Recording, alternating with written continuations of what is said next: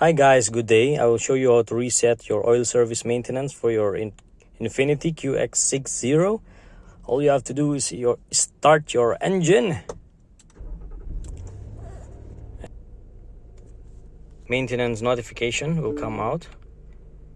Press OK. All you have to do is to look for these buttons and left icon and look for these settings. Scroll down.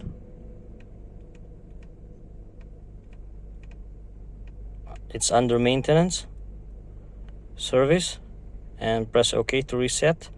Confirm yes, and that's it. Go back, and for your air filter as well, how to reset once the service is done and you replace your engine air filter. The tire as well, once you rotate everything, the service was done, reset. And the other things that needs to reset as well, or you need to put it here, set it up 10,000 or 5,000, it depends on you guys. And that's it. That's simple. There will be no notification popping out on your dashboard. Thank you guys for watching.